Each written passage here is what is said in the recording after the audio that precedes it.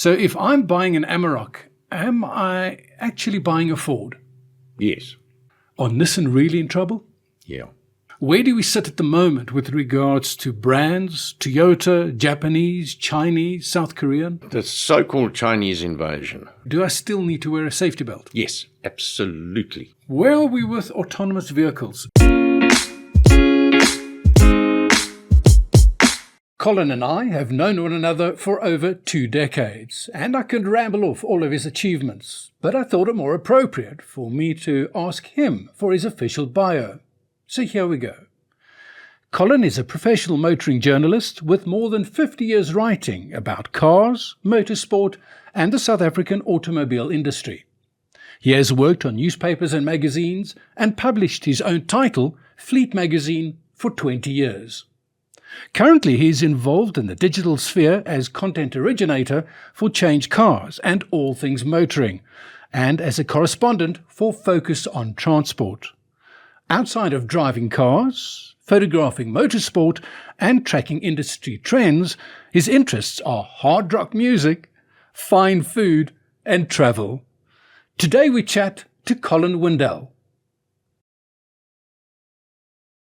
So often we don't realize that certain car brands are actually manufactured by other car brands, or certain components are from other car manufacturers. And I'm specifically referring now to VW and Ford. I think in South Africa, VW has a slightly higher status than Ford cars. And it might be the same in Australia and other places where Ford is very common with regards to being the runaround type of car.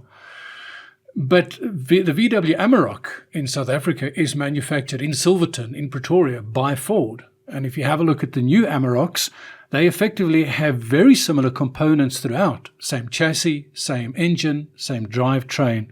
So if I'm buying an Amarok, am I actually buying a Ford? Yes. Right now you are. It is a Ford Ranger with Volkswagen design in the upper body, the interior, some of the fixtures and fittings. But the Amarok is a Ford Ranger. So if you were in the market to buy, as in South Africa we call it a bakkie, or across the world they call it a pickup, and you were faced with a choice between a VW Amarok or a Ford Ranger, which one would you go for? I would go for the one that I feel most comfortable in when I'm sitting in it. The badge preference is disappearing quite quickly in South Africa. We used to be very, very badge loyal years back, and that's disappearing because there are so many agreements and deals and common parts between manufacturers, which had to happen because otherwise costs just escalate dramatically. Looks, some people prefer the look of the Amarok, some people prefer the look of the Ford. It comes down to personal choice, but essentially you're getting the same vehicle. Speaking of looks, if you have a look at the two vehicles now, especially the 2024 model, the Amarok's external styling is very much the same as the Ford Ranger. Styling, yeah, it is very similar, but it's got, you can see Volkswagen elements in it. It's a little bit different. The badge and the badge on the front, the loyalists will stick with the badge, but there's very little difference between them. And I'll go back to something else. There was a huge outcry with the Mercedes X-Class because it was built on a Nissan Navara. Exactly the same thing. It was fully Mercedes, from the chassis up. But, it's built on a Nissan platform. They built it on a Nissan platform because it worked, and it saved them three years of development costs. Shock horror. I mean, Toyota and Subaru. The Toyota 86 is a Subaru. Everything works for a reason. It's cost, it's development processes, and if you've got something as an auto manufacturer that I need, let's do a deal. Toyota and Suzuki. I mean, a lot of the current Toyotas are actually Suzukis. Nobody's crying about that. Could the Mercedes and Nissan alliance be one of the reasons why Mercedes stopped manufacturing their pickup? They stopped manufacturing it because there was such a global outcry. Because Mercedes has become a Nissan. It just wasn't working for them. Any plans in the future? No. No pickup plans for Mercedes? No, they've written that one off.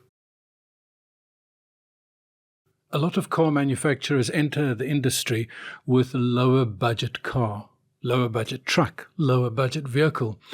Tata was one of those. And in South Africa, especially me, I only knew about Tata when they entered with the Tata trucks. Then later on they came with more consumer type sedans and what have you. And then the next thing was Tata went and bought Land Rover and they bought Jaguar. Now there is a vast difference between the quality and the status of a Tata to a Land Rover and a Range Rover and a Jaguar. But if you have a look back in Tata's history, the company has been around for longer than I've been around.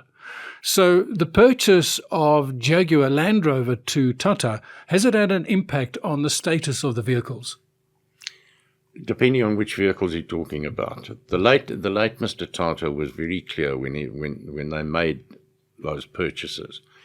Those companies would continue to operate as they always have and maintain their levels of excellence. They were not being turned into a Tata vehicle. Jaguar would remain Jaguar and Land Rover would remain Land Rover, and that's the way it's been. Has there been a benefit going the other direction? Yes, of course. The engineering and technical expertise involved in both Jaguar and Land Rover has seeped back into Tata, but they haven't made Jaguar and Land Rover Tata cars. So do the two high-performance brands benefit now with the new investment? Oh, yes, absolutely. They probably wouldn't be in existence if Tata hadn't bought them. Simple as that. They needed that investment to get up and going, and they have thrived. In a recent article I was reading, Nissan globally is in a lot of deep water. According to the article that I read, they're eliminating 9,000 positions inside the company, and they're reducing their global production capacity by 20%. Are Nissan really in trouble? Yeah. Nissan globally has got a problem. I have heard, and it's absolutely unsubstantiated, I have heard rumors there is a major investment coming for Nissan South Africa. I have no idea what it is or what it could be. They have a large plant in Roslyn. Unfortunately, at the moment, they only really have the Magnite and the Navara. The Navara is not doing as well as they really would like it to do. Magnite's toddling along quite nicely. But there's a lot of rethinking going on within Nissan globally. How it's going to pan out, I don't know. But as I say, there's maybe hope down the line.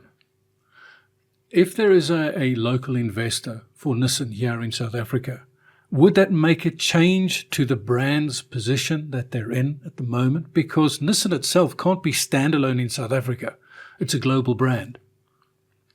It wouldn't be a local investor. It would be something based on a Nissan global. It might be manufacturing something for somebody in addition to what they already doing.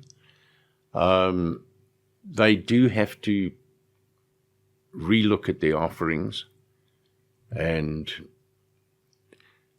it's a lot of corporate re-strategizing that needs to go on within Nissan to rebuild it to the brand it used to be. Do you think they might be rebranded?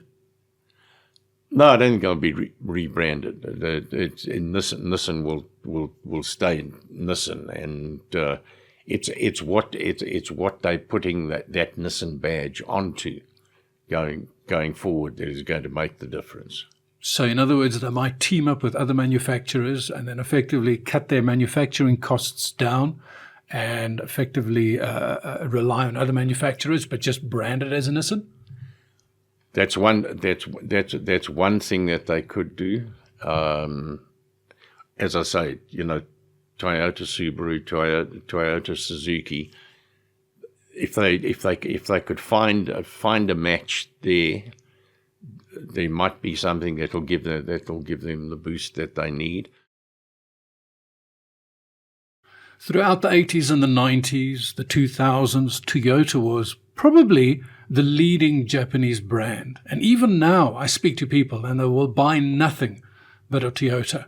And if you have a look in the Middle East, Toyotas do very well with the off-roading communities, especially in the deserts and high temperature environments.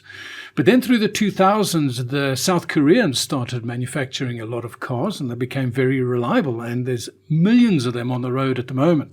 Now things seem to be changing, and the Chinese seem to be making massive inroads in the motor industry, not just here locally, but across the globe. Where do we sit at the moment with regards to brands, Toyota, Japanese, Chinese, South Korean? Yeah, the so-called Chinese invasion. Yes, a whole herd of Chinese brands have moved into South Africa. I'm very lucky to have driven everything that's currently available, including two that are only going to be launched next year, when the MG brand gets up and running properly. China, as I mentioned earlier, they produce a vast volume of cars in China. They are very keen on exporting. Now, it's important to understand the Chinese government has been very clear that any cars being exported from China must meet the safety standards of the markets into which they go. Into Europe, that would be the Euro NCAP, which is the new car assessment program. Australia's got its own one, and there's an Asian one. There are differences between them. The strictest is the Euro NCAP. Then comes Australia, then Asia. But they're not massive differences. And, for example, the Ford Territory, which we have here, comes in with an Asian NCAP specification, which is acceptable here. It still has all the correct safety spec in it. So the cars coming out of China are built to a decent specification. They're all fairly good-looking, modern, got lots of tech in them. Because of the volumes that they produce, their manufacturing cost efficiency is huge. So they can put the vehicles into South Africa at much lower prices than the equivalent from Japan, Korea, or Europe. China is very happy to buy a market. So they can move in, price right, and people will buy. We are in an economically stressed country at the moment. So, of course, I'm going to look at getting the most car I can possibly get for the money I have available. The Chinese SUVs are answering that and coming in at anything up to 250,000 Rand cheaper than a similar vehicle from elsewhere in the world. That is obviously putting huge stress on our local manufacturers, who simply can't match that. But having said that, Hyundai, which is Korean, has just launched the revised Grand Creta, and they've managed to up-spec it and put it out at a lower price than the outgoing model. So they are working hard on it. Suzuki, which sits third on the monthly car sales lists at the moment, is doing exceptionally well there because they have a huge tie-up with Maruti Suzuki in India, which produces monster volumes of cars at that same manufacturing cost efficiency that the Chinese are achieving. So they are able to very attractively price their cars here, cars like the Francs, very attractively priced. The new Swift, very attractively priced. It all comes down to literally the cost of manufacture. Unfortunately, if the situation came to it and local manufacturers had to close down because they simply weren't doing the volumes, the Chinese wouldn't turn a hair. Our unemployment problem is not theirs. So they're moving the cars in. One can actually understand President-elect Trump in wanting to put tariffs on Chinese imports, simply to arrive at equality for all. We have BRICS, which is not my favorite thing. It's simply Putin's way of getting around Western sanctions with his mates China, and we are so closely tied to that. We can't do anything to rock that boat. Government has to do a lot of serious thinking. We also, and I'm going back to talking about things, we still have not got an actual, real, formulated, active policy on electric vehicles. Our local manufacturers will have to start producing electric vehicles. What kind of tax breaks are they going to get to produce those vehicles? What kind of tax breaks are the public going to get to buy those vehicles? None of that is anything more than vague talk. And yes, we just went through an election year, so everything came to a halt while electioneering was going on.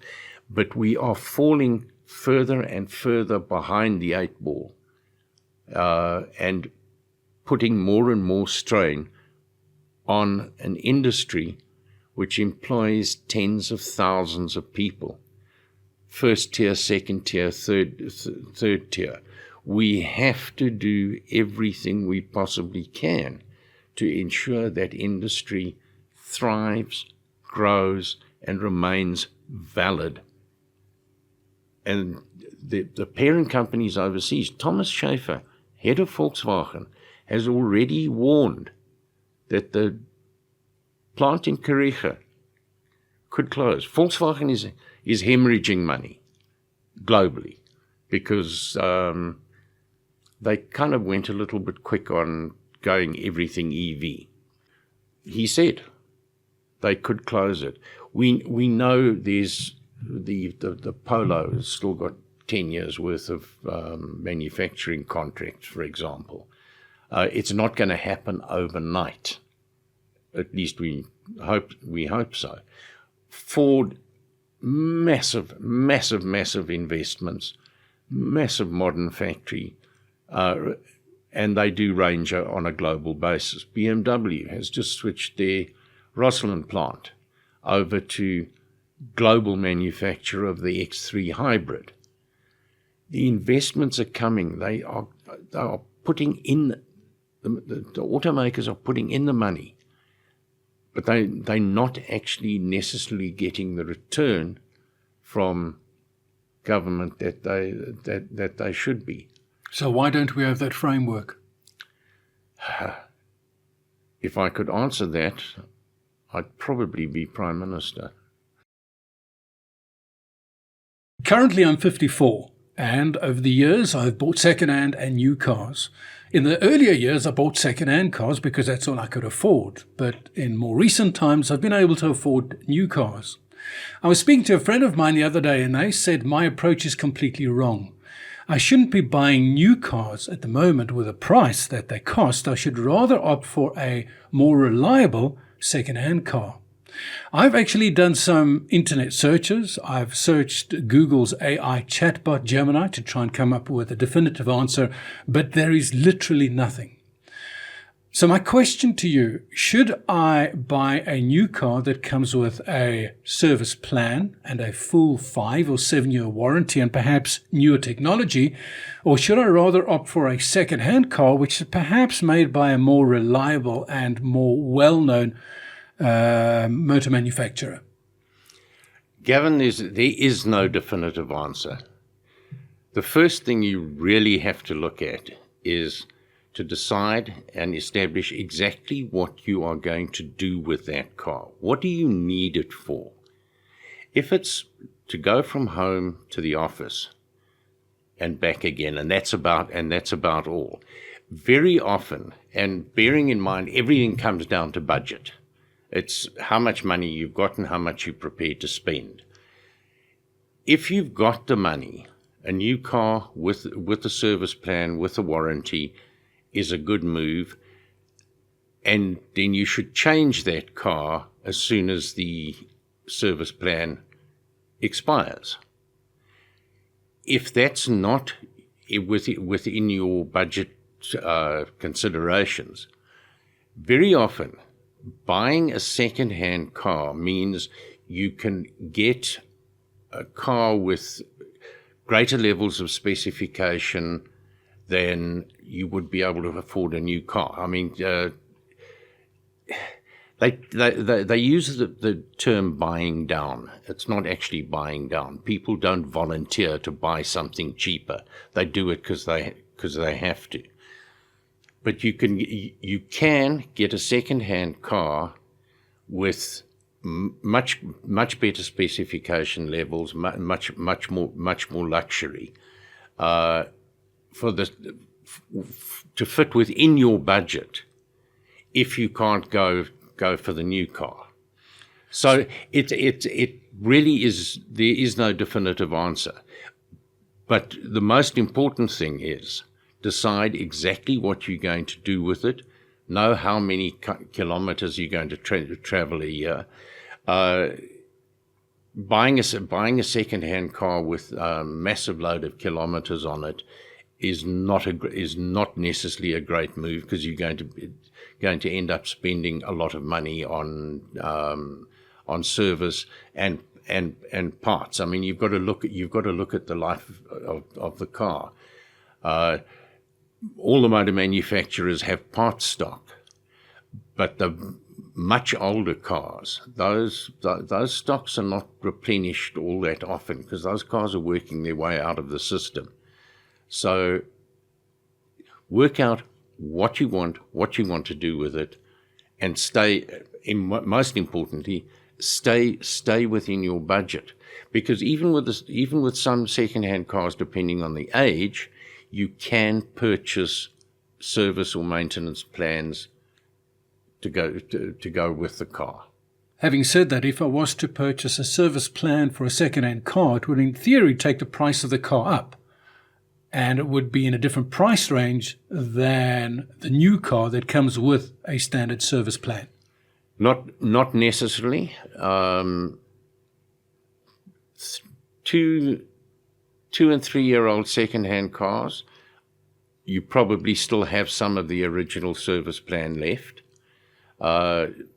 When you start getting towards 5 years, it probably run out.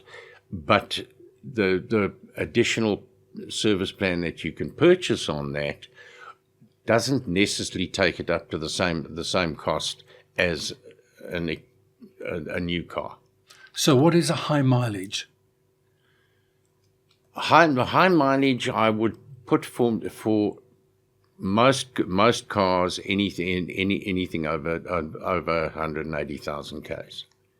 That's starting to be high mileage. So if I was looking and I was weighing up my options, should I go for a new car or a second-hand car? 180 is perhaps where my interest should tail off of the second-hand car?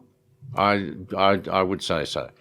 If you have a look, for example, and if I may change cars, we do pre-owned cars. It's a pre-owned car site. We do not do private sales. We do only sales through accredited dealers, and a lot of those are pre-owned in that they demo vehicles and they come at a very attractive price with 20 or maybe 25,000 k's on the clock. There are vehicles that have been traded in that have got higher mileages, but over 180 is, you need to think about it. Very often, nothing wrong with that. My own personal car, I bought with 180,000 kilometers on it. I've been driving it for 15 years. It's on nearly 300,000 now. The engine's never been opened. Runs like a dream. You also have to look carefully, if you're looking at second-hand, where you're buying it from. And my advice there simply is buy from an accredited dealer. And what is an accredited dealer? A Toyota dealership or a Nissan dealership or a BMW dealership. Buy from them as opposed to Honest Sam's used car lot, because it's simply safer. You say if I buy a new car and it comes with a service warranty, I should, in theory, sell the car at the end of that service warranty or before it is up. So generally, a lot of cars nowadays come with a 5 or a 7-year service warranty. So after the 5 or the 7 years, or just before the service warranty expires, I should have a look at buying another car. That's an ideal situation. And if you do the finance right, you trade the car in, get a new one, and you're not actually paying a lot more on your monthly repayments. The ideal situation, which South Africans have a thing about owning their cars. Ideally, you should never own your car. You should rent it and just keep rotating it all the time. This is very, very much what happens in Europe and America. You turn the car around when the service plan is up. And they're moving in some places. They've got scrapping laws. You know, we running cars that are 10, 15 years old, and they're still turning around in the second-hand market. Whereas elsewhere in the world, they after 10 years, the cars have been scrapped, even earlier. So there's no point in keeping it beyond that point. If that's where, again, we go back to if that's where your budget is. But if you planned it correctly, your incremental monthly payments are not actually going to be that much higher. So question one here, are those vehicles being scrapped in other countries due to emission laws? Not necessarily emission laws. It's simply they don't want old cars on the roads. They're just taking them out. I mean, picture China. The volume of cars that they manufacture in a year, they need to turn those cars over internally in the country as quick as possible. So they come out the factory, they get sold at the end of their warranty cycle. Literally, they are heading for the scrapyard, recycle as much out of the car as possible, goes back into the system and turns around again. So going back to that concept of yours that you should sell a car when it nears the end of its service history plan. That often is about the same time that you should, in theory, finish paying the car off, because most car finances are between 3 and 6 years and service plans are about the same time. So you're against the idea of perhaps keeping the car even though you have paid the car off. Again, it goes to your lifestyle, your budget, your needs. If you don't need to, there's no reason to.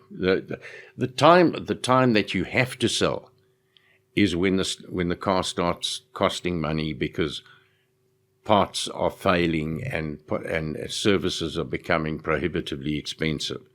If you don't need to sell, don't. It's not a must do. Age comes into it depending on how old you are, how many cars you're likely to need for the rest of your life. If you're young, then structure it so that you can rotate them and keep driving a new car. If you're heading towards retirement, you have the car that's going to take you into retirement that you're going to be happy and comfortable with until you don't drive anymore. It's not a must-do. It never is a must-do. It's finding out your needs, your budget, your considerations, and adapting your car to suit that. If you have a look at old school when it comes to engine preparation before you drive, there was always this idea that you had to warm up the car to at least 1 or 2 bars before you drove off. Is it still the case? No. Modern engines are so much advanced. I mean, you don't have to run a car in anymore. Can you remember the days when you bought a new car and you had to tootle around at almost 0 miles an hour so that you could run the engine in for whatever it was? No, you don't need to do that anymore. So are these engines running at the factory? Yeah. The only reason you would start your car in the morning and not be in it is because you can, with some cars, you can do it from the doorway. So it'll be nice and warm when you get into it in the winter, or cool when you in the summer. I remember you can buy a car today and have it park without you actually being in it. You get out comfortably and press the button, and it will park itself, which is moving into autonomous, but not quite there. We'll go to that autonomous in a moment.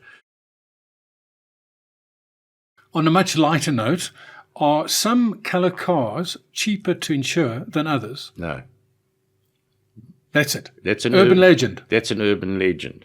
However, it is said that red cars get caught in speed traps more often than any other colour car. Again, there's no facts and figures to prove it, and it's only in manned traps. It's because they can see them coming from so much further away, so they focus on that car. Is it a radar gun? Is it not also that the perception of red cars are they're quicker? Sports cars by default are red? No. Ferraris by default are red. Any others are pretenders. Personal opinion.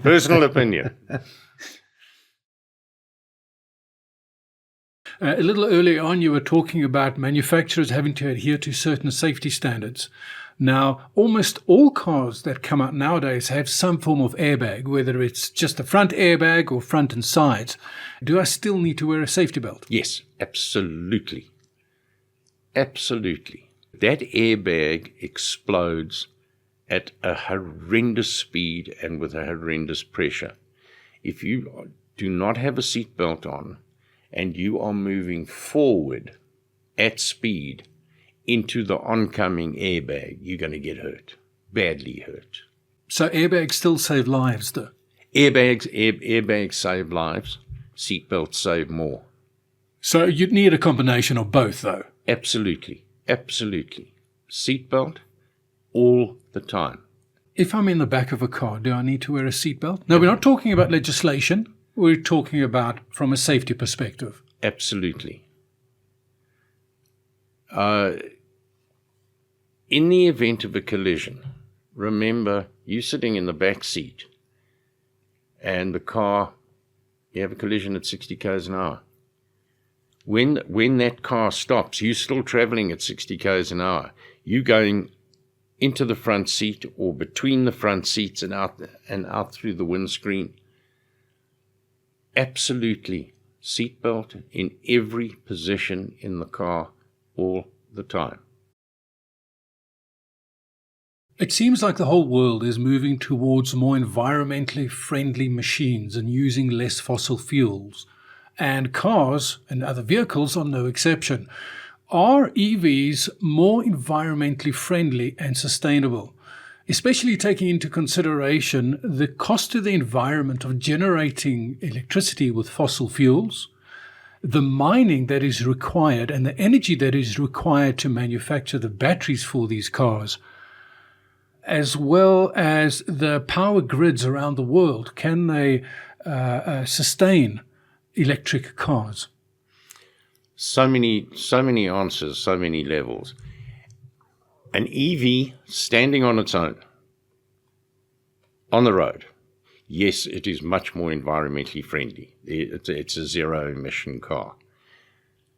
No, the emissions involved in the production of that car very often outweigh the value of that car on the road.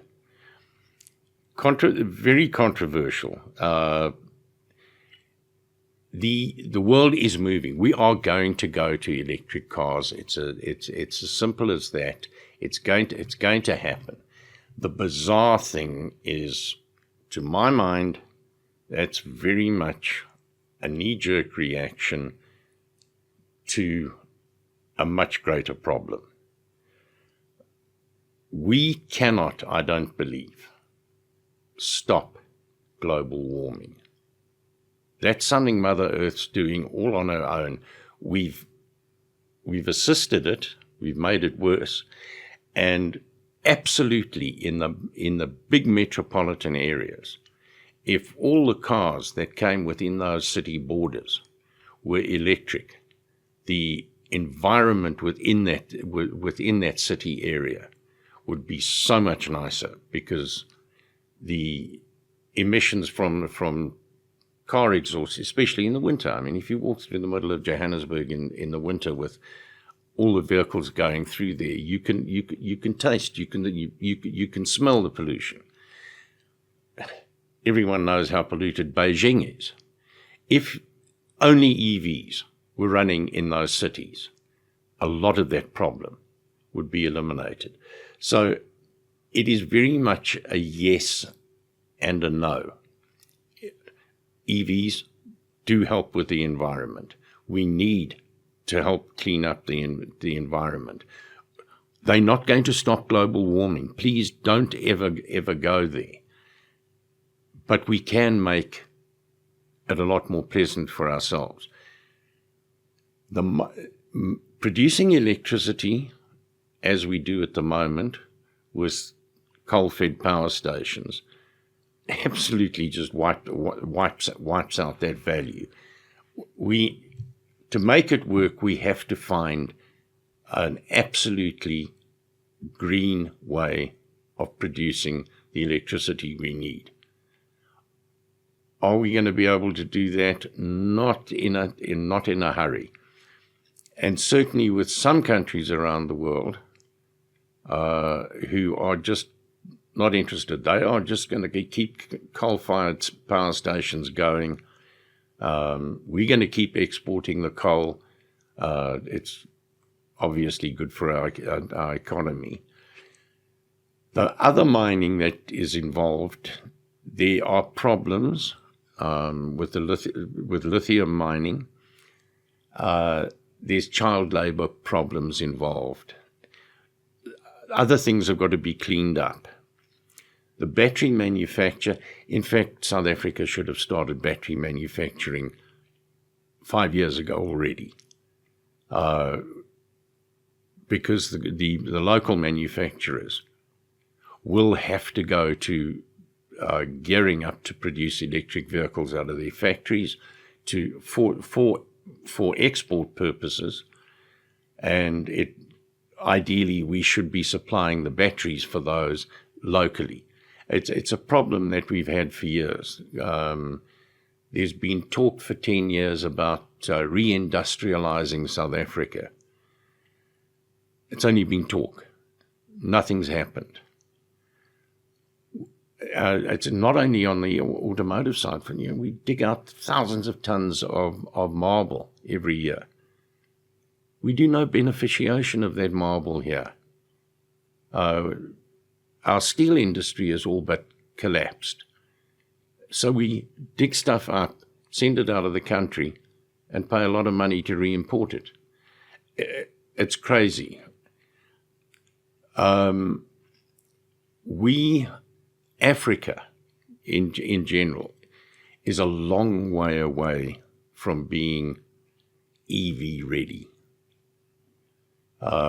Elsewhere in the world, and this has already happened, some manufacturers are backing down on their stated EV policies because the uptake on electric vehicles is nowhere near what they thought it was going to be.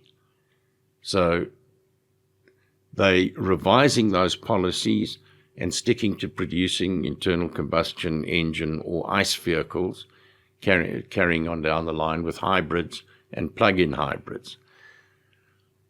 So the next step in that is the electrical grid on a global basis. Never mind our somewhat chaotic one, and we've already been warned that in January we can get load shedding again, is not ready to sustain a massive volume of electric vehicles. The answer is we have to keep moving towards a better environment for everybody. For South Africa and most of Africa, hybrid vehicles are the next step, and the correct step. They reduce the fuel consumption dramatically. Running on electric power, there is zero emissions in traffic conditions and in town. There is the zero emission part of it. We move into another issue. We run on Euro 4 fuel. The next step in Europe is Euro 6. Which is a very low emission fuel development. If we don't step up here, and if we don't get our refineries up and running, if we don't get move up, we are not going to be able to work with that technology. It's simply not going to be available to us because we can't run. We haven't got the fuel. The engines that are being developed to run on those fuels will not run on ours.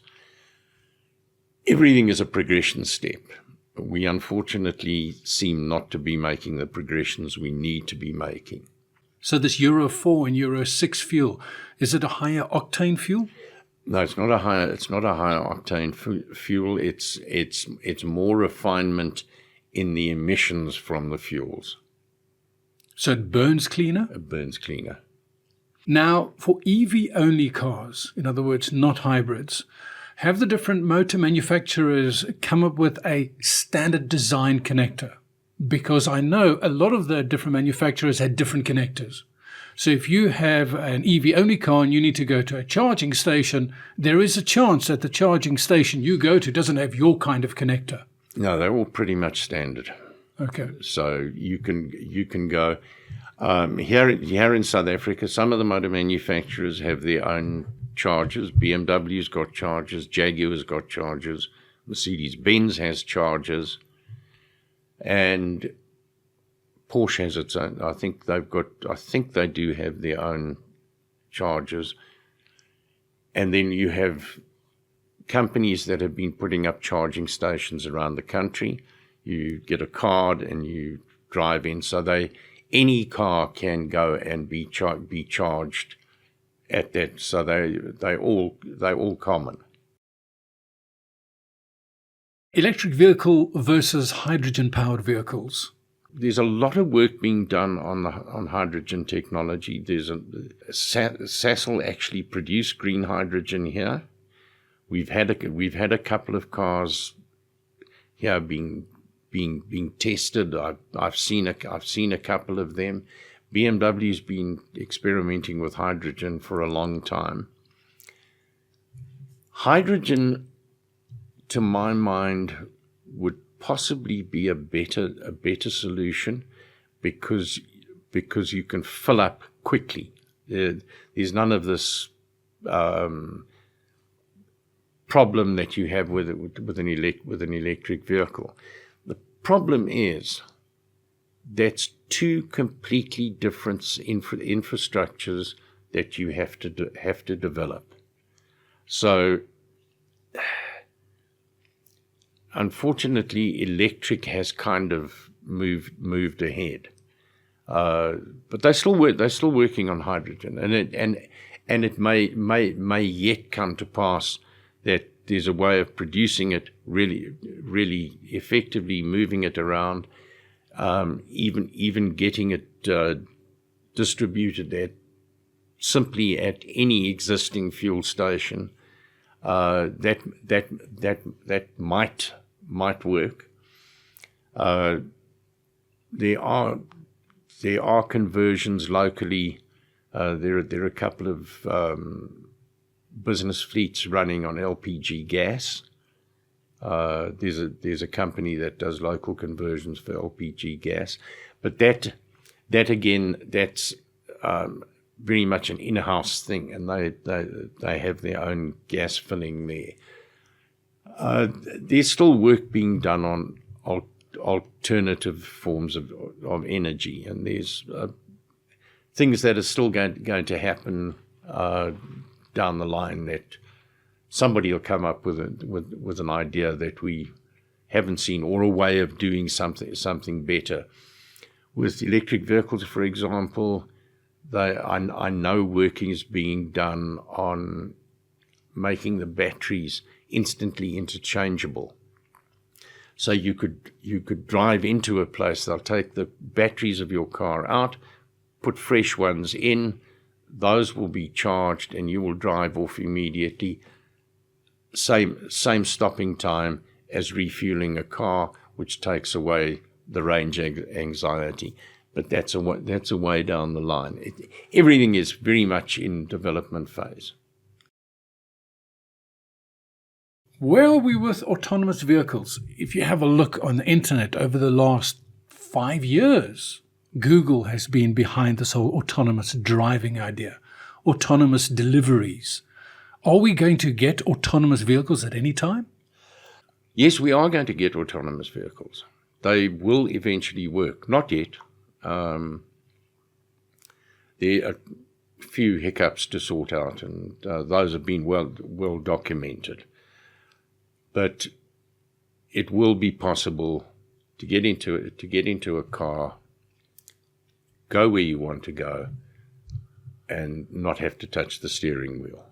But if you have a look at the progress that we're making at the moment with EVs and hydrogen vehicles, it takes a while to develop it and then to get countries to adopt the new technology and support it. Autonomous vehicles, I would presume, is going to take even longer. Yeah, it will do because of some of the early failures. Obviously, now they're really re-looking at it. Everything before you could actually put autonomous vehicles out there for the masses, you have to have all those hiccups ironed out, and that's going to be a while. Autonomous vehicles in South Africa with our potholed roads, they can't map the roads quick enough. There are lots of issues that have got to be worked out on perfectly maintained road systems. It's happening. It will happen in a city. The kind of thing I can see is Uber without a driver. So you would go down, you would call the car would arrive. It would be kind of inner city transport, but driverless. With the systems in modern cars, you can drive down a highway that is well marked. With some cars, you can put the cruise control on and take your hands off the steering wheel, and the car will stay in the middle of the lane. It will follow the lines for a short time. Built in is a warning for you to put your hands back on the steering wheel, which is a good thing. But the systems are there. They're getting better. And they need to carry on working on it. But yes, we will have autonomous cars. A big conundrum that we have, I think, with autonomous cars, though, is the trolley ethical issue. Let's paint the trolley ethical issue. A vehicle is driving down the road. It has 5 passengers in the car, but all of a sudden, 5 people walk across the road, and the car has to make the decision. Does it carry on straight and kill the pedestrians, or does it swerve and potentially kill the occupants? We can make all of the scientific advances that we like when it comes to systems with inside the car, but have we come up with a solution for that? No, absolutely not.